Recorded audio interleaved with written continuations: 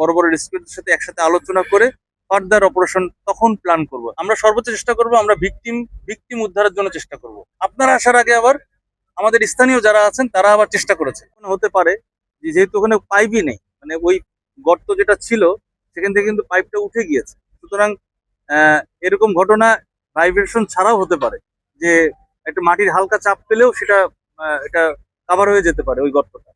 আর আমরা তো বললামই যে আমরা এসেই দেখেছি যে যেই ভিকটিমের উপরেই অন্তত প্রচুর পরিমাণে মাটি পড়েছে, যে মাটিতে এটা আসলে চাপ পড়ে গেছে। আমরা চেষ্টা করতে থাকবো, যদি মানে আমরা একের পর এক দেখি 10 ফিট আগে যাই দেখবো, তারপরে আবার 10 ফিট দেখবো, চেষ্টা করতে করতে যদি আমরা মানে আমরা সর্বোচ্চ চেষ্টা করি, তারপরেও যদি ফার্দার পরবর্তী অপারেশন নির্ভর করবে আমরা স্থানীয় প্রশাসন এবং গণ্যমান্য ব্যক্তি আপনাদের সাথে সবার সাথে বসে আমরা আমাদের বড় বড় রেস্কিউদের সাথে একসাথে আলোচনা করে ফার্দার অপারেশন তখন প্ল্যান করব। তবে আমরা এখনই হাল ছাড়ছি না, আমরা অবশ্যই প্রিপেয়ার, কিন্তু আমাদের সীমাবদ্ধতা রয়েছে। যেমন আমাদের যেই জনবল এবং আমাদের যেসব ইকুইপমেন্ট রয়েছে, সেই ইকুইপমেন্ট গুলো কিন্তু আপনার বুঝতে হবে যে আমাদের ফায়ার সার্ভিসের সক্ষমতার সাথে সামঞ্জস্যপূর্ণ ওইটাই রয়েছে। ফায়ার সার্ভিস সক্ষমতাটা কি? আমাদের ফায়ার সার্ভিস আগে যখন 2009 সালে ধরেন ছিল 200টা প্লাস স্টেশন, আর এই মুহূর্তে যখন আমি দাঁড়িয়ে কথা বলছি তখন আমাদের স্টেশন সংখ্যা 537, কিন্তু জনবল কিন্তু একই রয়ে গিয়েছে। সীমাবদ্ধতা সব জায়গায় রয়েছে। তবে আমি সীমাবদ্ধতা শুধুমাত্র আমার সীমাবদ্ধতা থাকতে পারে, আমাদের অন্য সংস্থারও সীমাবদ্ধতা থাকতে পারে, কিন্তু সকল সংস্থা যখন আমরা একসাথে কাজ করি, একই আমব্রেলায় কাজ করি, তখন কিন্তু সীমাবদ্ধতাগুলো অনেকটাই আপনার চলে যায়। পদ্মা সেতু, মেট্রো রেল এবং এলিভেটেড এক্সপ্রেসওয়ে নির্মাণের গর্বিত অংশীদার বসুন্ধরা সিমেন্ট। বাংলাদেশে যখন ভূমিকম্প হবে তখন নিশ্চয়ই একটা সংস্থা কাজ করবে না, এখানে আপনার সকল সংস্থা কাজ করবে, এবং সকল সংস্থা যখন একটা নির্ধারিত একটা আমব্রেলার আন্ডারে মানে একটা জায়গায় আমরা আসব, একসাথে আমরা যখন কাজ করব, তখন কিন্তু আমরা অনেকটাই সক্ষম। এবং এটার জন্য আমাদের মানে বিভিন্ন প্রিপারেশন চলছে।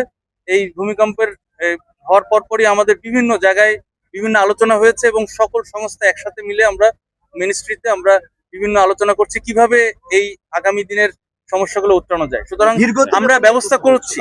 আর প্রথম প্রশ্নটা ছিল যে বাচ্চাটার কি অবস্থা, এটা আসলে আপনারা বুঝতে পারছেন যে এত গভীরে ছোট্ট, মানে এটা তো 8 ইঞ্চি এখন হয়ে গিয়েছে 6 ইঞ্চি, তো এরকম 8 থেকে 6 ইঞ্চির একটা সুড়ঙ্গতে অনেক নিচে কতটুকু অক্সিজেন থাকে এটা আপনারা বুঝতে পারছেন। যদিও আমরা মানে ইজেক্টরের মাধ্যমে আমরা মানে ভেন্টিলেশন দিয়ে আমরা অক্সিজেন পৌঁছানোর ব্যবস্থা করেছি, বাট এটা কতটুকুই বা হতে পারে, এটা একটা ইস্যু।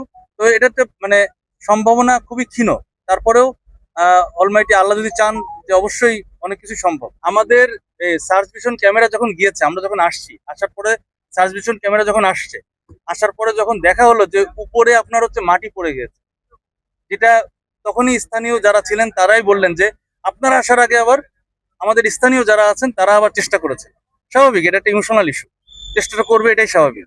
কিন্তু আমরা যখন সার্চ ভিশন ক্যামেরা দিয়ে দেখলাম তখন কিন্তু মাটি পেয়েছি, মাটি এবং খড়কুটো, এটা সারা বাংলাদেশ দেখেছে। সুতরাং এখন আশাটা কতটুকু এটা আপনিও বুঝতে পারছেন, আমি বুঝতে পারছি। তবে আমরা সর্বোচ্চ চেষ্টা করব, আমরা ভিকটিম উদ্ধারের জন্য চেষ্টা করব। এটা অ্যালাইভ হোক আর ডেড হোক, এটা আমাদের ইস্যু না, আমাদের ইস্যু হচ্ছে আমরা ভিকটিম উদ্ধার করব।